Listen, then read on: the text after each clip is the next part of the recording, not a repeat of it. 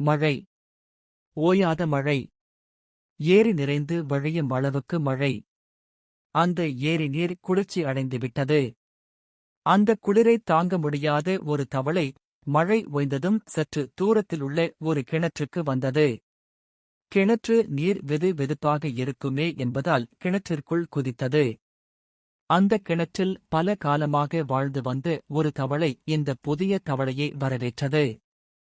நான் வெகுநாட்களாக பேச்சுத் துணைக்குக் கூட ஆளில்லாமல் தவித்துக் கொண்டிருந்தேன். உன்னைக் கண்டதும் எனக்கு மகிழ்ச்சி எனக் கூறி பொந்தில் வைத்திருந்த உணவு வகைகளை புதிய தவளைக்குத் தந்தது. 2 தவளைகளும் பேசிக் கொண்டிருந்தன. கிணற்றிலிருந்த மற்ற தவளைகளுக்கு புதிய தவளை வந்தது பிடிக்கவில்லை.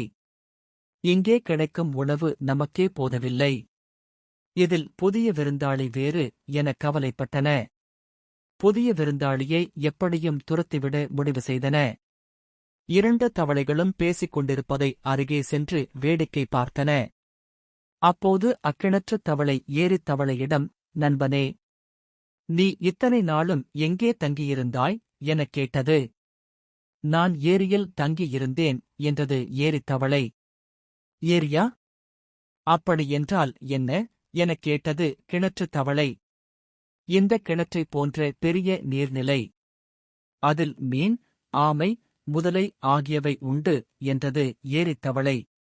இந்த கிணற்றைப் போன்றதில் அவ்வளவு உயிரினங்களா என்று கேட்டது கிணற்றுத் தவளை. இந்த கிணற்றை விட மிகப்பெரியது ஏரி என்றது ஏரித் தவளை. கிணற்றுத் தவளை நம்பவில்லை. நண்பா, நீ போய் சொல்லுகிறாய். இந்த கிணற்றை விட பெரிய நீர்நிலை உலகத்தில் இருக்க முடியாது என்றது. ஏரித் தவளை எவ்வளவோ எடுத்துச் சொல்லியும் கிணற்றுத் தவளை நம்பவில்லை. கூட இருந்த மற்ற தவளைகளும் நம்பவில்லை. எல்லா தவளைகளும் ஏரித் தவளையைப் பார்த்து, நீ பொய்யன், புரட்டன், உன்னை நம்பி இங்கே வைத்திருந்தால் ஆபத்து என்று கூறி ஏரித் தவளையைத் தாக்க முயன்றன.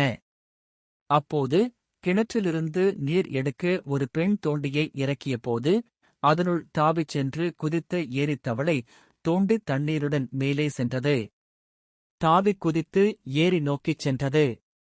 முட்டாள்களிடம் வாதாடுவதை விட அவர்களிடமிருந்து ஒதுங்கிச் செல்வதே சிறந்தது.